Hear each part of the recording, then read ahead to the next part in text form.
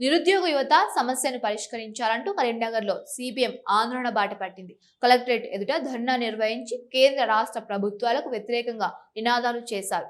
దేశంలో రాష్ట్రంలో ఖాళీగా ఉన్న ఉద్యోగాలన్నింటినీ వెంటనే భర్తీ చేయాలని జిల్లా సిపిఎం కార్యదర్శి మిల్కూరి వాసుదేవరెడ్డి డిమాండ్ చేశారు. కేంద్ర రాష్ట్ర ప్రభుత్వాలు ఇచ్చిన ఉద్యోగ హామీలను అమలు చేసి నిరుద్యోగ యువతకు ఉపాధి అవకాశాలు కల్పించాలని కోరారు.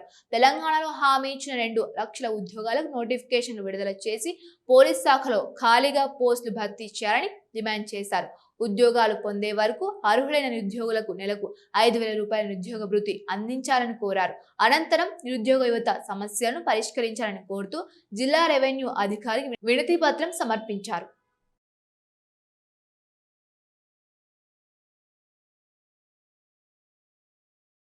ఎన్నికలకు ముందు కేంద్ర ప్రభుత్వం రాష్ట్ర ప్రభుత్వం నిరుద్యోగులకు ఇచ్చినటువంటి హామీలన్నీ కూడా అమలు చేయాలని సిపిఎం రాష్ట్ర కమిటీ పిలుపు మేరకు ఈరోజు జిల్లా కలెక్టరేట్ ముందు సిపిఎం జిల్లా కమిటీ ఆధ్వర్యంలో ధర్నా నిర్వహించడం జరిగింది. ముఖ్యంగా కేంద్రంలో ఉన్నటువంటి బీజేపీ ప్రభుత్వం నిరుద్యోగ యువతను అనేక రూపాల్లో మోసం చేస్తూనే ఉంది. అంతేకాకుండా వాళ్ళ అవమానపరిచే విధంగా మాట్లాడుతూ ఉంది. ప్రధాని మొదలు నుండి ఎంపీ రఘునందన్ రావు వరకు అనేక రకాల కించపరిచేటువంటి వ్యాఖ్యలు చేస్తున్నటువంటి పరిస్థితి కనిపిస్తూ ఉంది. బజ్జీలు పకోడీలు కూడా ఉద్యోగాలు వేసుకుంటే ఉద్యోగాలే అని చెప్పే పరిస్థితికి కేంద్రంలో ఉన్నటువంటి బీజేపీ ప్రభుత్వం రావడం నిజంగా వారి రాజకీయ దివాలా కొడతారని నిదర్శనం కనిపిస్తూ ఉంది.